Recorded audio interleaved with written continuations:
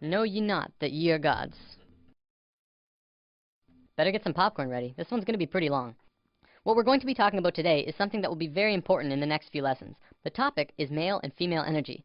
From there, we'll be talking about left brain and right brain, then the new children, and bring it full circle. Ready? Deep breath.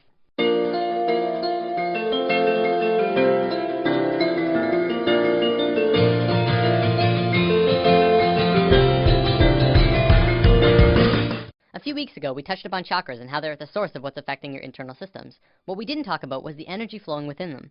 Now, there's lots of kinds of energy through and around all of us, and that'll be a future topic later on. Today, I want to talk about two specific energies that can be expressed through this image.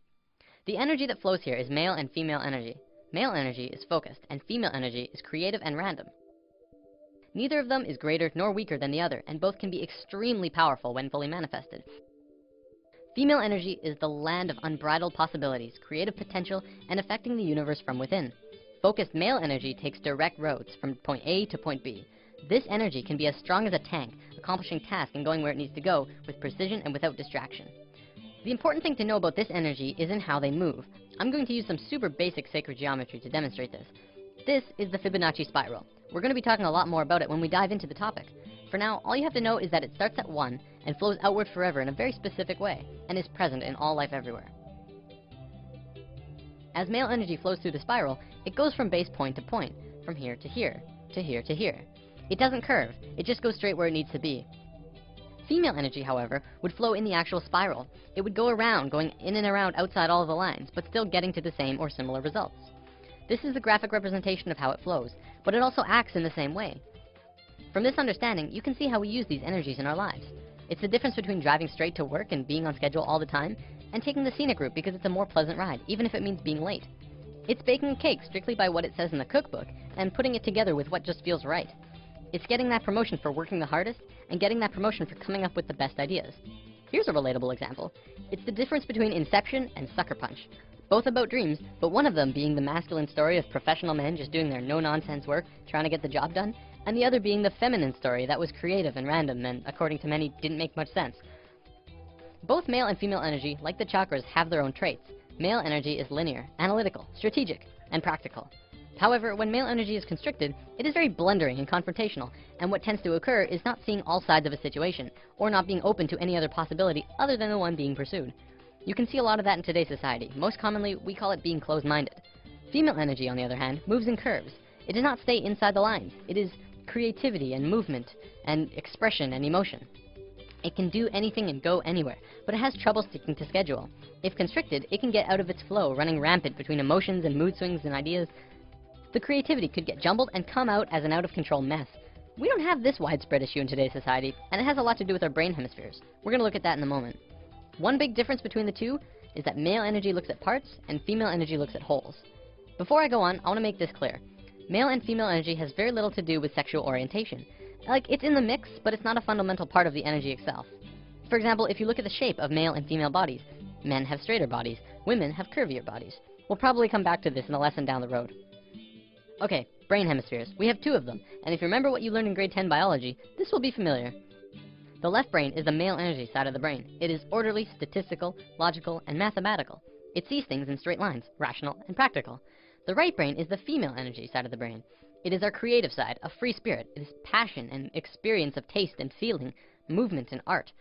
As is the same with the energy, the left brain cannot make sense out of the right brain. You cannot put feelings and expressions within boxes. They must be felt to be truly experienced.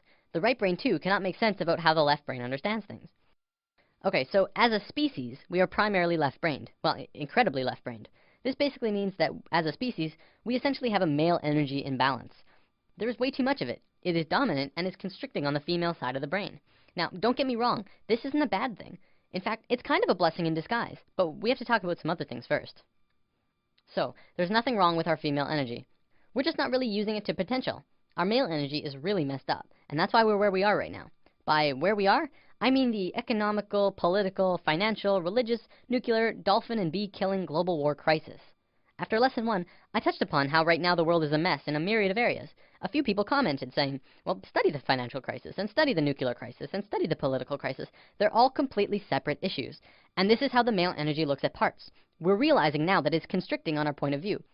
As a whole, All of these issues together are further proof that we don't understand how to be harmonious because our male energy is out of sync with each other and the planet. So let's look at indigo children and super psychics. There's a new type of children being born on Earth. Since sometime in the 80s, new children started appearing with different or unusual traits. Their numbers began to increase, and today, nearly 100% of all children born in North America are indigo children. So what are these traits? Let's go over a list developed by Jan Yordi, a play therapist who has been studying and working with indigo children for about 4 years now. As we go over the list, see if any of these sound like you. Maybe strong-willed, independent thinkers who prefer to do their own thing rather than comply with authority figures or parents. Have a wisdom and level of awareness and caring beyond their youthful experience. Traditional parenting and discipline strategies don't appear effective with these children. If you try and force an issue, a power struggle is the typical outcome. Energetically, indigos are vibrating at a much higher frequency, so they can get scrambled by negative energy easier. Emotionally, they can be very reactive and may have problems with anxieties, depression, or temper rages if not energetically balanced. Are creative right-brain thinkers, but may struggle to learn in a traditional left-brain school system. Often, indigos are diagnosed as having ADD and ADHD since they appear impulsive. This is because their brain can process information faster, and they require movement to help keep them focused. Indigos are very intuitive, often psychic, and may hear, see, or know things that seem unexplainable. Indigos may have more problems with food or environmental sensitivity since their system is more finely tuned. When their needs are not met, these children appear self-centered and demanding, although this is not their true nature. These children have incredible gifts and potential, and may be shut down when not properly nurtured and accepted. So what's causing this? Well, for one, there are 2 new DNA blocks being activated within these kids. They are microcephalin and ASPM. Both of these blocks are designed to regulate brain growth, giving the kids a broader spectrum of thinking and a newer way of learning. Because of this, the average IQ of an indigo child is about 140, which is 40 to 50 points higher than the average IQ. We're just learning now that our school system's methods of teaching are becoming outdated. It's because our kids are changing. We're going to look at the broader spectrum of why this is happening in a moment. For now, let's move on to the badassery that is the super psychics. These kids are hardcore. They can do anything, literally. Some can move solid objects through walls with their minds. Some are blind, yet they can see everything around them from a myriad of different screens within their head. There are some who can look at a person and know absolutely everything about a person just from looking at them, including when they'll die. So, why haven't we heard about this? You'd think this would be huge in the world. Well, for one, almost all super psychic children are in China, and almost all of the evidence is hardly ever rendered into English, although some of it does make it into the public in China. If you want to learn more about this, the book China's Super Psychics by Paul Dong and Thomas Raphael is a great starting place. Before we wrap up, we totally have to bring this video full circle. What on earth do the new children have to do with male and female energy? Isn't it obvious? Indigo children are directly connected to our species' male energy, and super psychics to our female. As we grow closer and closer to the peak of the shift, the planet itself is beginning to change. Essentially, this is happening to balance us out. On one half of the world, indigo children are being born. On the other half, super psychics. They are here to help the consciousness of the planet in an incredibly crucial time. There are way more indigo children on the planet than super psychics because it's our male energy that needs to understand. It's through the indigo children and their new way of thinking which is affecting the consciousness of the planet, putting us back onto the harmonious path. As we just learned, to understand things, it takes 2 to tango. You cannot only understand something by reading about it. You need both sides of the brain to click. In the modern world, things like astral projection and channeling aren't really considered science. One of them is exploring different realms outside of the body, and one is communicating with beings of higher consciousness. And yet, because we can only seem to measure it from experience, it doesn't qualify to be legitimate. Because of this left brain constriction, we have lost a major part of what life is about. See, what we have is called polarity consciousness. We see everything in 2 ways, good or bad, hot and cold, right and wrong, religion and science. To once again become harmonious with each other on the planet, we have to learn to understand again from the left brain. When this happens, we can move out of polarity consciousness into unity consciousness, and that's essentially where we're going. That about wraps it up. See you next time. We are standing in this one moment, a movement, spiraling in fractal design, but your mind caught up for linear time. You're